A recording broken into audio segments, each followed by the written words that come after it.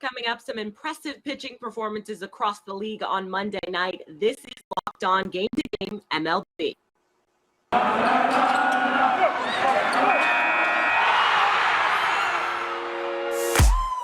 The biggest games, the best performances, expert analysis. You are Locked On Now.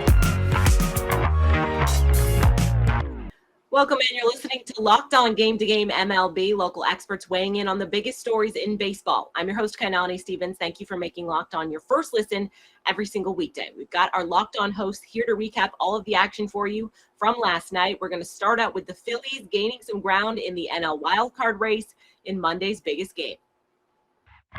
The biggest game.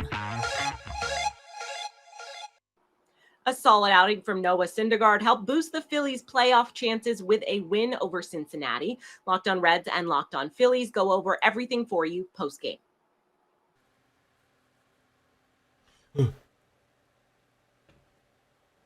Reds lost.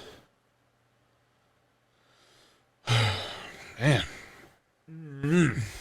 Got like no offense in this one. Jeesh. Really couldn't get anything going against Noah Syndergaard, huh? I guess this Reds lineup just didn't have it today. Hey, look, the bullpen. All right. Bullpen did all right. Bullpen day. Yeah.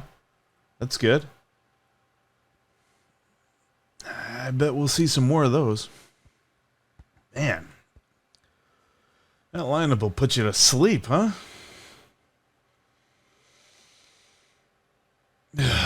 Well, see what they do tomorrow. Nick Lodolo on the mound. Hopefully they give him more than one run. The Phillies take Game 1 against the Cincinnati Reds. Connor Thomas, your host of Locked On Phillies. A nice performance by the Phils tonight. Now, they struck out a bunch on offense. That needs to be worked on. Strike zone was interesting, to say the least, tonight. But Noah Syndergaard was really, really good on the mound.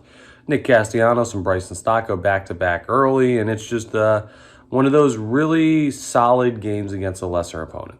Doesn't have to be pretty. You just have to beat these teams over and over and over and over again, and that's what the Philadelphia Phillies did tonight. The pitching was great.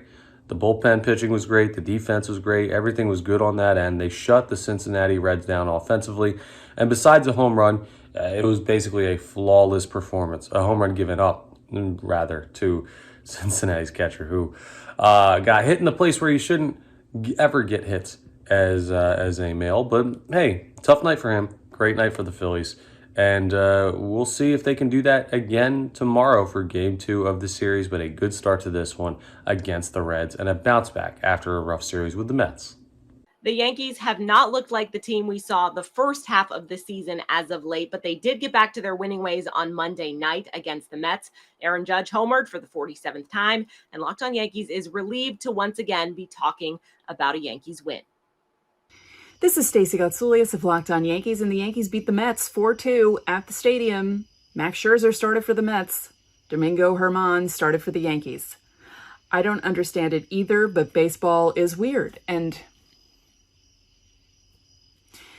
anyway, so the Mets will not be sweeping the season series. No Subway Series sweep for you guys. Although when Daniel Vogelbach hit that home run in the top of the 7th, I'm sure some Yankee fans were thinking, oh no, here we go. But in a kind of sort of almost repeat of Sunday's game, when the Blue Jays tied the score in the top of the 7th, Andrew Benintendi pulled the Yankees ahead to make it 4-2, and the Yankees ended up winning.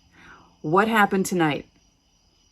The Mets made it 3-2. They didn't actually tie it, thank goodness. And then Andrew Benintendi hits an RBI single to make it 4-2. And that's how it ends. So, the Yankees have a 2-game winning streak. Does that constitute a winning streak? It does for the Yankees these days because of the way they're playing. So I'll have a complete recap of this on the next Locked On Yankees. We'll preview Tuesday night's matchup.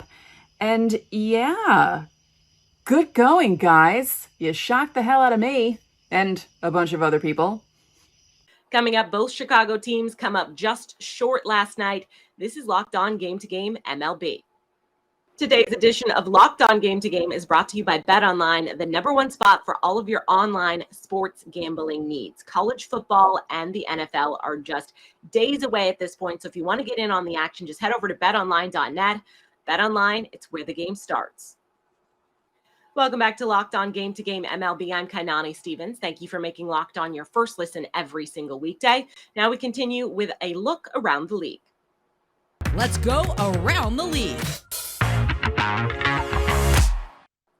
The Angels dropped a tight one in Tampa on Monday night. Our Locked On Angels host goes over what went wrong for LA yesterday.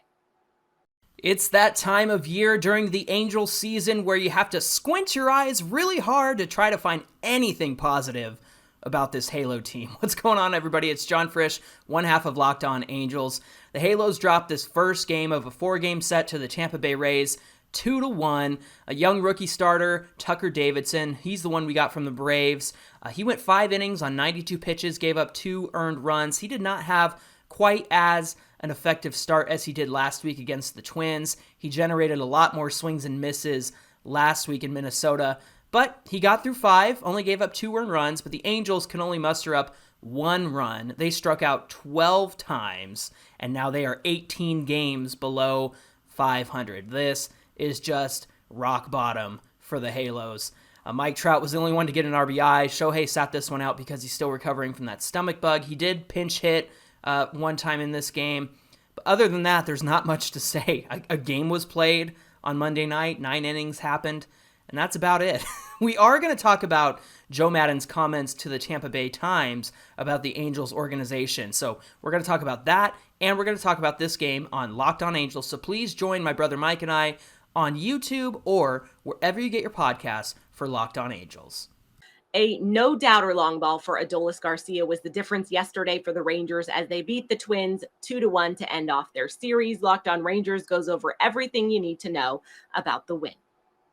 The Rangers have accomplished 2 very rare things all on the same day with a 2-1 win over the Twins. The Rangers have secured a series win in a 4-game series on the road, and they have another very rare 1-run win. I'm Bryce Paddock, host of the Locked On Rangers podcast. This is another 1-run win in the Tony Beasley era. The Rangers are now 3-1, have had a historically bad record in those 1-run games under Chris Woodward. Seems like their luck is turning around as of now.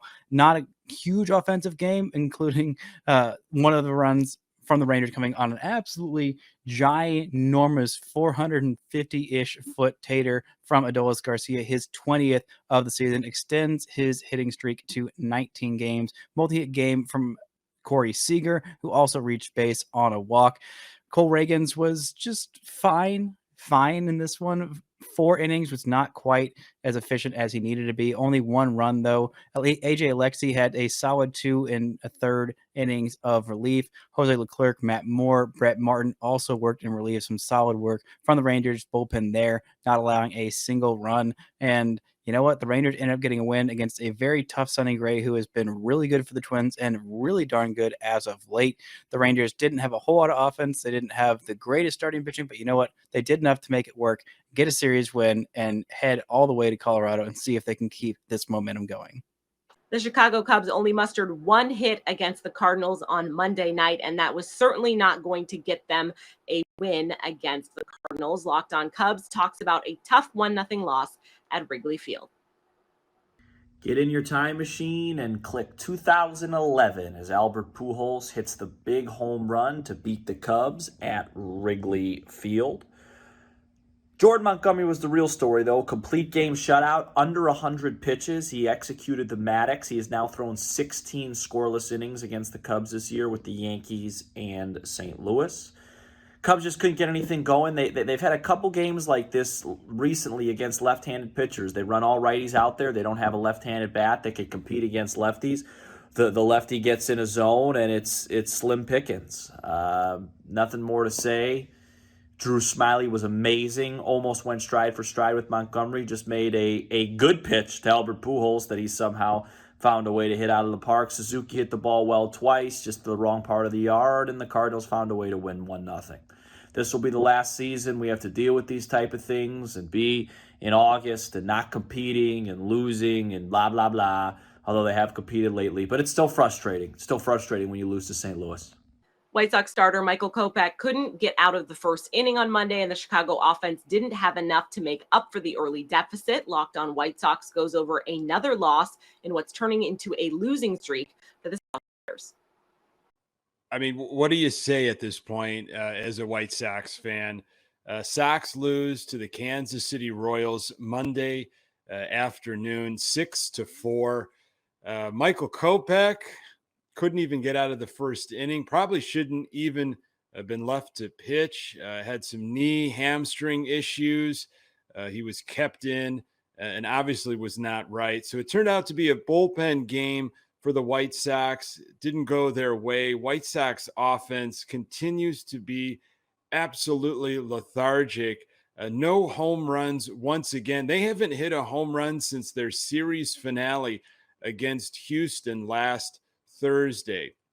Sox now head to Baltimore to begin a 3-game series and send Dylan Cease to the mound. That's all for today on Locked On Game to Game MLB. Thank you for making Locked On your first listen every single weekday. Make sure to go check out Locked On MLB and your team's Locked On podcast. I'm Kainani Stevens. This has been Locked On Game to Game.